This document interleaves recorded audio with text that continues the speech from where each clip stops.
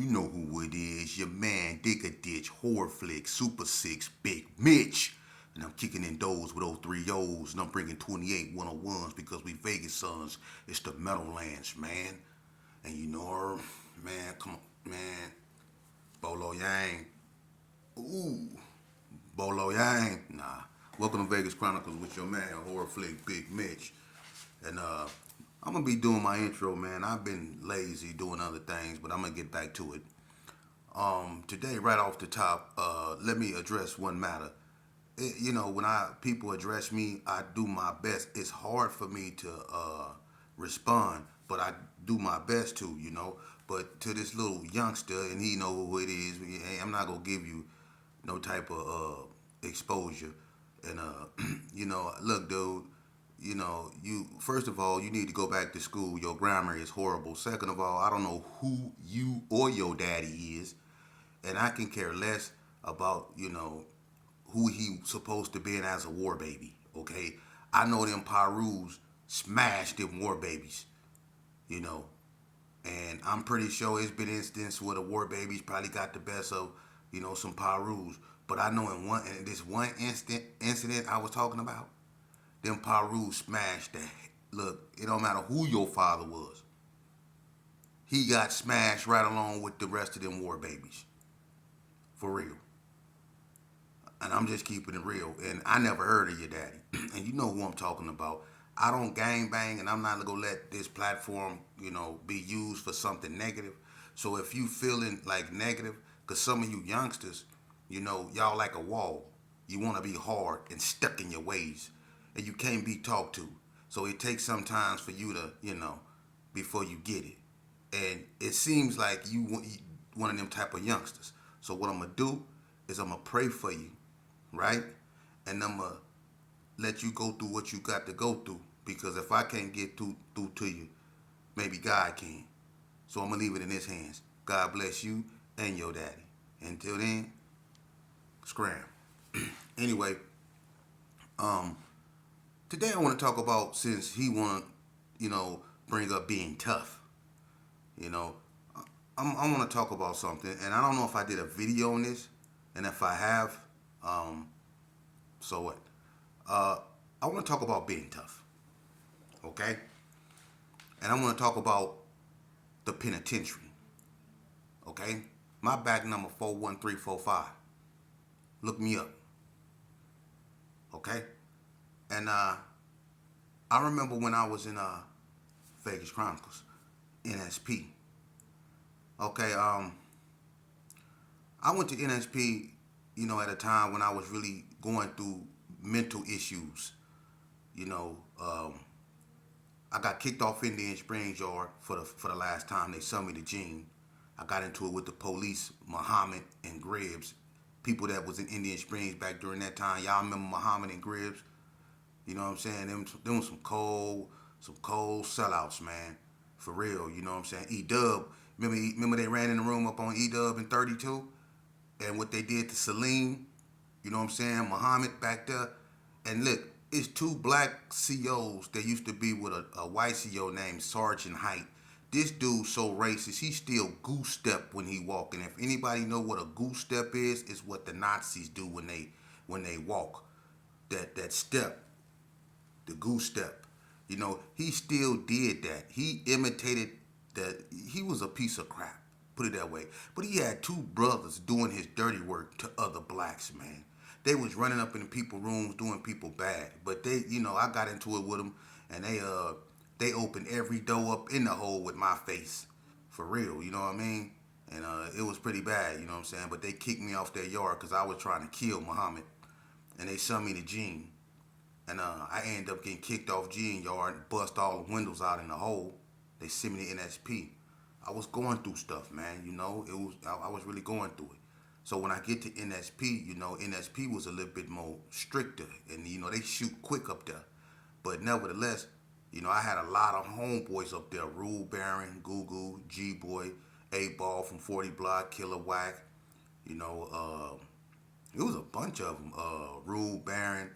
Um, um, it was a Tweak Master, Uncle Dave. It was a gang of us up there, and I was cool, but I got with Doom Buggy Ray Turner, and everybody know that he's a legend when on that weight pile. I got with him. We started lifting weights. I got back on Swole on Hub, you know. Charles Webb. Everybody know Charles Webb, the boy that can play basketball real good. You know what I'm saying? Can shoot 3-pointers from half court. Should have been in the NBA, but was in prison with us doing things I'm not gonna even talk about. But he came up there and they wanted to kill him, you know what I'm saying? Because he was over there at Love Lock doing whatever he was doing, but so he got up under me. Charles Webb had money, and at that time, you know what I'm saying, that was my language. And he did his thing. I'm not gonna put his business out there, but I eventually ended up opening up stores. You know what I mean? And I was organizing poker games, and I was collecting the debts. I don't know a lick about poker. I let the ones that really do what they do, and I just collect the debts. On this particular day, I get into it with OG Damu by the name of Tony Hickman. They call him Assassin, right? Assassin get in a poker game, gambling on his ass. Excuse my French, but he get in a poker game and he run up like a $400 debt, and it's my job to collect. And to me, when you win, I pay you. I'm the one that pay you. When you lose, I'm the one that come collect from you. And everybody that always won, no matter what the payout was, I gave them their money. Whether it was 600, 700, 800, I gave them their money. And if they owed that, that's what I expected. He owed it $400. And this cat right here, no goddamn well he ain't had nothing in his room. He gave me a clock radio, a couple cans of chili, and opened up 3-pack of Irish Spring. Like he took a bar of soap out of a 3-pack and took a bar out of it. He gave me that out of $400. And I kept telling him, every day, hey man, I wasn't trying to pressure him or nothing, and then he gave me a bag of Taster's Choice. But after he gave me the bag of Taster's Choice, he would tell me, man, it's hard, man. Basically telling me he wasn't paying me no more. I wasn't trying to hit that. To make a long story short, me and Assassin get into it. I told Assassin he had 24 hours to get my money, or I was gonna put them all in.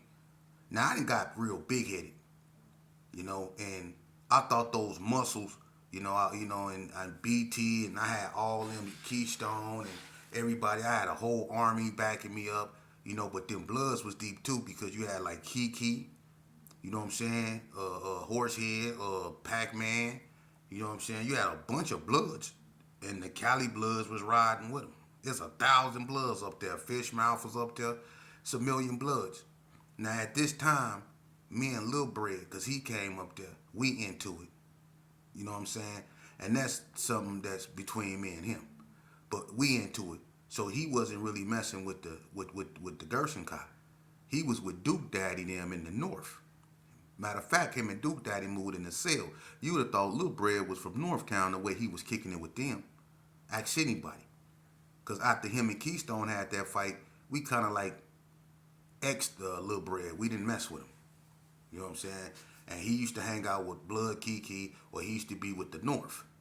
Real tough, So, back to what I was saying. What happened was, Assassin went and told Kiki that I, basically threatened him. Kiki, that's a reputable blood.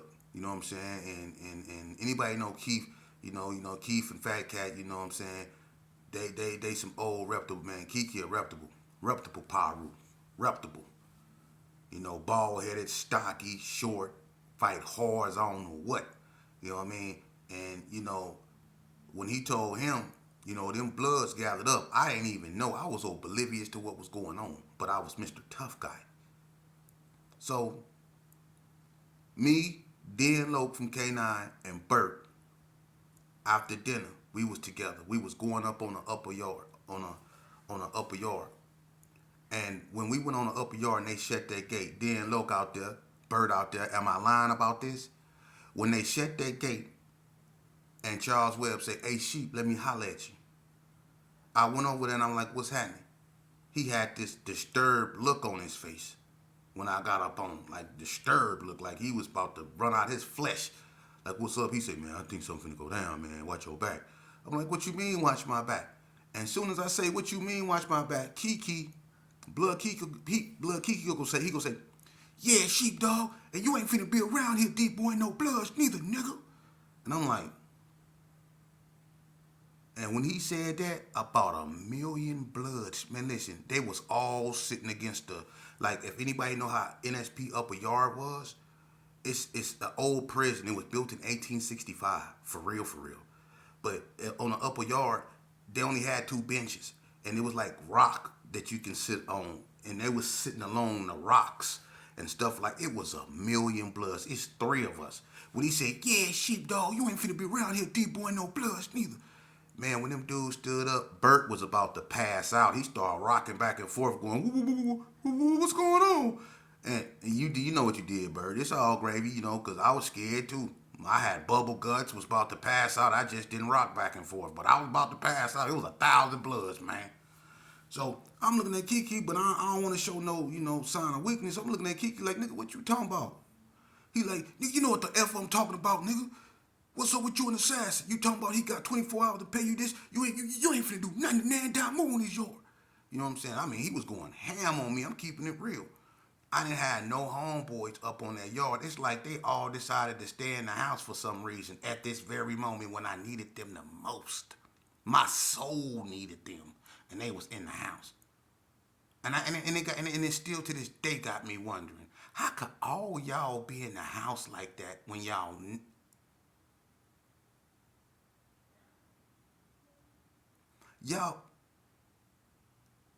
how could all, anyway. So me and Kiki going back and forth, these bloods walking toward us. We right there in front of the prison guard, the catwalk right there. But them blood, it's 1,000 bloods. They don't care nothing about that. Them dudes got bangers and everything. I ain't got nothing but Bert and then he acting like he about to fire and swing on Kiki. I'm like, nigga, you better not, man. No, let him talk. He was, me. I got too big headed, and I pressed Assassin, and them bloods grouped up without me knowing. See, you can be tough and all that, but sooner or later, somebody go humble your ass. And at that moment, the bloods had the upper hand. And if Kiki or if I wasn't who I was through. Because them bloods, for me telling that boy he had 24 hours, they was ready to go to war. You don't tell no blood like that. No, especially no Las Vegas blood. You don't tell no blood, no, you got 24 hours to do it and don't think they finna make a move. Man, he just basically, scolded me. But them bloods, they was ready to eat. They was ready, you could tell. And it wasn't nothing personal. It was just that I wasn't finna debo their homeboy. But check this out. I ain't get the message. Even after me and Kiki squashed it, because Kiki basically, he checked me, and then Pac-Man walked up and was like, yeah, man, that ain't cool. Both of y'all in the wrong. He shouldn't have been gabbling on his ass, and you shouldn't have, came at him like that, man. If it was like that, you could have came to one of us, and we could have worked it out. We kind of feel like you was low-key trying to debo the homeboy, you know what I'm saying? And Assassin older than me. He older than me. You know what I mean? So basically, they was like, leave that alone. And I was like, all right, I'm gonna leave it alone. And I left it alone because I'm thinking revenge. We finna mount up and we finna get at the Damus. That's when I had the knives from PI, not PI. I had the knives from PI sitting to me. And I gave everybody, I handed out like 15 knives. And I know who I gave them to. And I told them I was gonna get them because they had me surrounded. I wanted to get back. That's how stupid I was. But check what happened to me. I could have just left that alone. You know what I'm saying? Leave it alone, man. It ain't worth, you know what I'm saying? Because it wasn't nothing. Just ban them from the game. I could have did that. But no, I wanted to hit them now because they got at me for something I was doing. So I got these knives snuck out of PI, right? And I handed them out. And I gave Charles Webb one. Because whatever he did at Love Lock, them cats that came over there to NSP with him, they wanted him. And he wanted a knife because he felt like he couldn't, So I gave him one. He let a certain individual get a hold of it because they caught him talking to another individual. He know what I'm talking about too. And if you ever see this video, you know what I'm talking about. When them two boys down there by the laundry room got in that fight, and one of them stole on the other one, and the one when they got the knife, and they ran to the administration building, and when they get the boy with the knife, they say, "Well, where you get the knife from?" And the boy say, "Sheepdog gave it to Charles." You. And that started the investigation. And that's when Investigator Moore told all the Gersons, and they know who they are, they had a certain amount of time to turn in them knives. And they did. They put them in envelopes, wrote Investigator Moore on the envelopes, and put them in the mailbox. That's how he told them to do it. Because when I went to disciplinary, every knife that I had back there, they bought them. But wasn't none of my homeboys in the hole for turning in them knives. They put all that on me. And they did a 6-month investigation on me.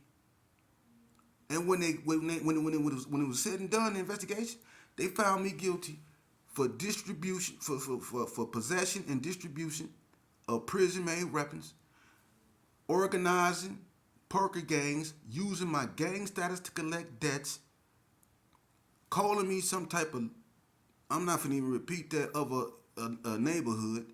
You know what I mean? They had me charged with so much stuff. That's why I went to Ely from NSP for trying to be tough.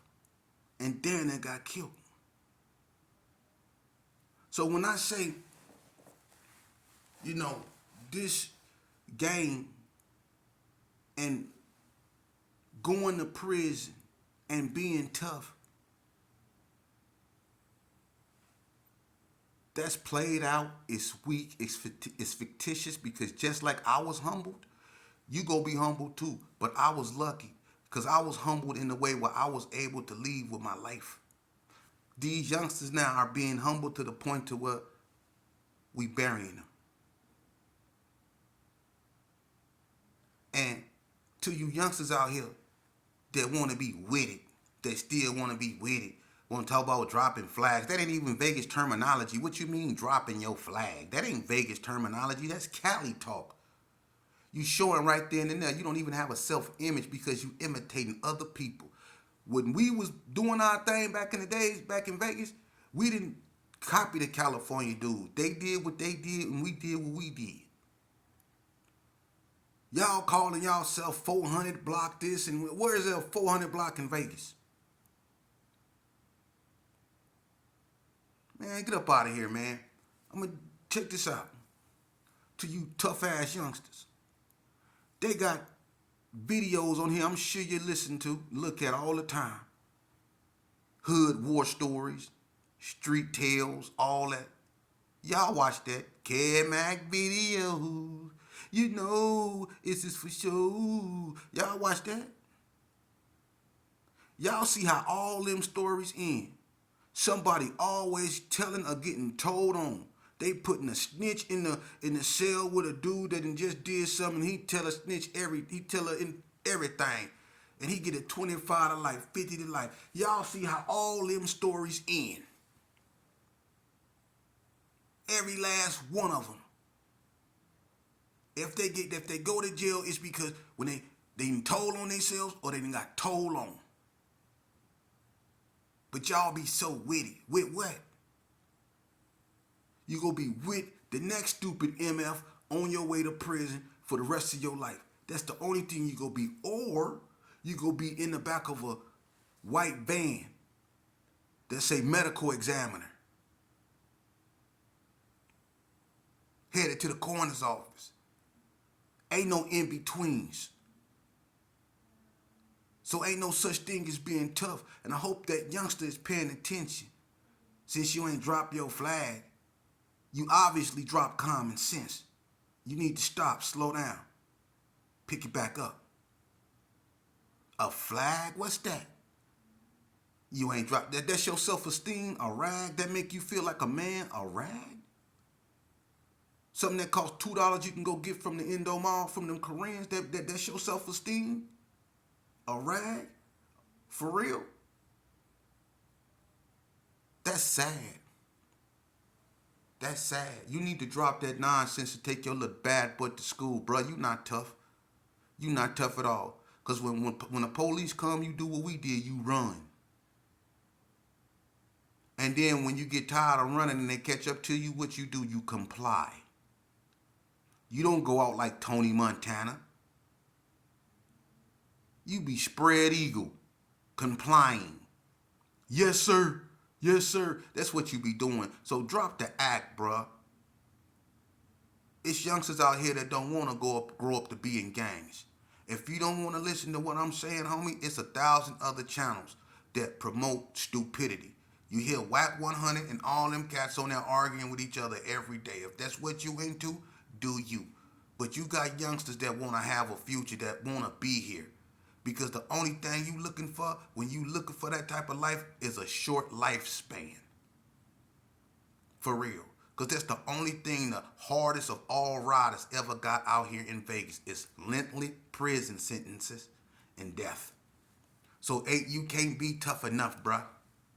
It's going to always be somebody tougher than you. You don't believe me? Just drive by the cemetery. That's where all the Billy Badasses is. And they got a spot for you too. Either in there or in NDOC, Nevada Department of Corrections. And I'm going to tell you something. It's funny to me because y'all same, I'm Mr. Witted, tough, bad guys be the same ones them Serenos be mangling up in there. If it don't be for the OGs, the seasoned ones, that know how it go down and when it go down and what to do when it go down. A lot of you youngsters will be dead, man, because y'all don't do nothing but sit around and play in your dreads and make beats on your chest and stuff like that while them Serenos over there doing burpees. Playing handball. Not because it's fun. And y'all just oblivious to the fact. Y'all around there wearing pants that's so tight. Man, come on, man. Y'all know what y'all doing up in there. Y'all so focused on this, on each other and this stupid stuff that y'all out here, this hybridism, these Serenos and some of them white boys. You know what I'm saying? The ones that ain't burnt out. The ones that, some of these white boys. That's why a lot of youngsters get injured, man. But y'all so tough, though. Listen, man. Listen, bruh. Napoleon Bonaparte, if you know anything about history, was one of the most proficient military tacticians that ever lived. Napoleon Bonaparte. And before he met his demise at the Battle of Waterloo, where he was exiled to the island of St. Helena, he said this here: the greatest battles are won when not a lick of blood has been shed. Think about that. If you ever heard Jay-Z's song Dig a Hole, the most powerful thing he said on there was, I let them put theyself in the air. I just kick away the chair. Think about it. It's a lot of youngsters up out here, and I salute y'all, that want to keep your individuality, that want to be upright men, not, you know, feral dogs running in packs. You know what I'm saying? You know what I'm saying? Or grouped up. You know what I'm saying? Or a crowd thinker. You know, you really want something for yourself. You know what I'm saying? I respect that.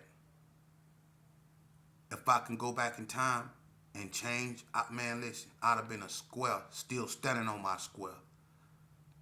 For real. Because the game don't love no one. And that homie thing, that homieism, that's it, man. Listen here, man. If you believe in that, you already lost. There's a very thin line.